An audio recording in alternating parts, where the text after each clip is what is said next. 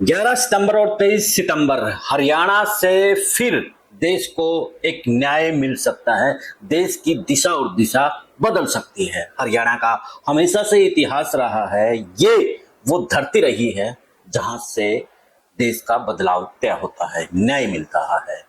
आप याद कीजिए पानीपत का युद्ध, आप याद कीजिए कुरुक्षेत्र का महाभारत। तो इस तरीके से जो भी देश के अंदर जब अधर्म होता है तो धर्म की लड़ाई इसी धरती से लड़ी जाती है। तो ऐसे में क्या अब जिस तरीके से देश के अंदर जो एक अधर्म और धर्म के बीच में एक सियासत चली हुई है, तो ऐसे में क्या ये सियासत हरियाणा बदलाव लेकर के आएगा? इसी पर चर्चा हाल फिलहाल पूरे देश में हो रही है कि किस तरीके से ये जो अधर्म की बात हो रही है, धर्म का कहीं ना कहीं उससे नुकसान हो रहा है, तो वो कैसे बदला जा सके। तो इसी पर चर्चा रहेगी। चर्चा से पहले आप भी कमेंट करके जरूर बताइए कि क्या हरियाणा की धरती से ये बदलाव हो पाएगा। चैनल को फॉलो शेयर और सब्सक्राइब भी कर लें।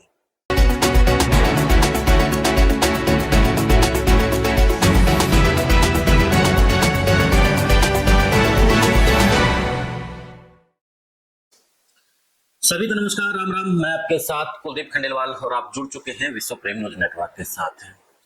देश में जिस तरीके से हाल फिलहाल पिछले यानी कि 2014 से लेकर के और 2025 आ चली है, तो जो पार्टी धर्म की बात करती है लेकिन कहीं ना कहीं धर्म को नुकसान करने की बात विपक्ष के साथ में जो एक्टिविस्ट लोग हैं वो कह रहे हैं कि यहाँ धर्म नहीं, यहाँ धर्म का नुकसान हो रहा है, ये फायदा के बजाय नुकसान कर रही है।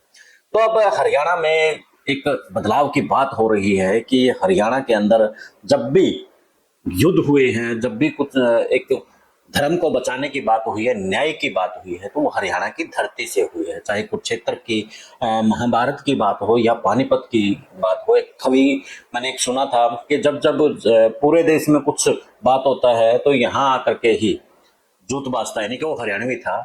तो उसी तरीके से अब फिर कहीं ना कहीं जिस तरीके से देश का माहौल है, उस माहौल को बदलने की अब हरियाणा से 11 सितंबर और 23 सितंबर ये दो तारीखें ऐसी हैं जो कि बदलाव ला सकती है देश की सियासत के अंदर।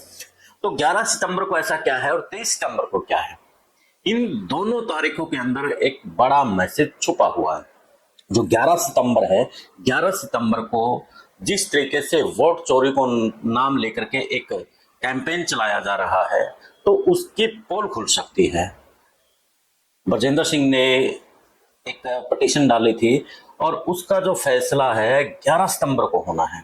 जिस तरीके से देश में वोट चोरी का चला हुआ है इस वक्त ट्रेंड कैंपेन, तो अगर ब्रजेंद्र सिंह इसमें चुनाव जीत जाते हैं, ये कोर्ट से जीत जाते हैं और विधायक बन जाते हैं, तो सीधे तौर पर कांग्रेस और ज्यादा हमलावर हो जाएगी कि इसी तरीके से दूसरे के भी अगर खोले जाएंगे मतपेटियां, जो वोटिंग मशीन है, तो उनका भी कहीं ना कहीं फैसला इसी तरीके से निकलेगा। और एक जो कैंपेन चला हुआ है उसमें एक सच्चाई भरा मैसेज जाएगा कि जब उचाना में ऐसा हो सकता है, तो दूसरे जो विधानसभा है और लोकसभा है वहां पर ऐसा क्यों नहीं हो सकता, वहां पर भी ऐसा हो सकता है। तो जो शक है वो शक कहीं ना कहीं यकीन में बदलता नजर आएगा। तो 11 सितंबर इसलिए अहम हो जाती है क्योंकि ब्रजेंद्र सिंह को तो न्याय मिलेगा, साथ में कांग्रेस खड़ी हो जाएगी और बीजेपी बैकफुट पर चली जाएगी। तो इसलिए 11 सितंबर अहम हो जाती है। अब चलते हैं 23 सितंबर के ऊपर। 23 सितंबर को एक बड़ा जलजला हरियाणा की धरती से आ सकता है। वो जलजला ताऊ देवीलाल की जयंती से जगदीप धनखड़ यानी कि पूर्व के उपराष्ट्रपति हैं वो ला सकते हैं। और इस रैली से जो मैसेज देने की बात हो रही है और एक नई सियासत की जो बात हो रही है, जिस तरीके से चौधरियों को जो सियासत से हाशिए पर भेजा जा रहा है, तो ऐसे में जगदीप धनखड़ चौधरियों को एक मंच पर ला सकते हैं। बेशक से ये अभय सिंह चौटाला इसको कर रहे हो, जयंती को मना रहे हो, लेकिन यहाँ पर जो कमांड है कहीं ना कहीं जो सूत्र बता रहे हैं, जो चर्चाएं चली हुई हैं कि जगदीप धनखड़ यहाँ पर अपना रोल प्ले कर सकते हैं और चौधरियों को यहाँ पर इकट्ठा कर सकते हैं। चाहे उसमें जैन चौधरी है, यानी कि जो एनडीए के दल हैं उनकी मैं बात कर रहा हूँ, उनको एनडीए से हटा करके और यानी कि इंडिया गठबंधन में जाएंगे या फिर उनसे दूरी बनाएंगे, किसी के साथ नहीं जाएंगे, वो समय बताएगा। लेकिन हाल फिलहाल बीजेपी को कमजोर करने के लिए ये खेल खेला जा सकता है, यानी कि जगदीप धनखड़ चौधरियों की जो सियासत है उसको वापस लाने के लिए इस रैली के मार्फत बड़ा खेल खेल सकते हैं और बीजेपी के वो राज खोल सकते हैं जिनसे वो कहीं ना कहीं कमजोर हो गए। याद होगा आपको सत्यपाल मलिक को लेकर के, कुछ लोग कहते हैं सत्यपाल मलिक से कुछ नहीं हुआ, बहुत कुछ हुआ है। जब उसने पुलवामा को लेकर के कहा तो कहीं ना कहीं बीजेपी कमजोर तो हुई है। और पहलगाम में जिस तरीके से हुआ तो वो वही कंसेप्ट दोबारा से धर्म पूछा गया, यानी कि इस तरह की बात हुई। लेकिन पुलवामा को लेकर के सत्यपाल मलिक की वो वीडियो चलाए गए तो वो चीजें नहीं चल पाई जिस तरीके से चलाने की उस वक्त कोशिश की जा रही थी आईटी सेलों द्वारा। तो ऐसे में देखने वाली बात यही रहेगी कि 23 सितंबर को जगदीप धनखड़ पहुंचते हैं नहीं पहुंचते हैं, लेकिन सवाल यही रहेगा अगर पहुंच जाते हैं तो वो क्या क्या राज खोलने वाले हैं।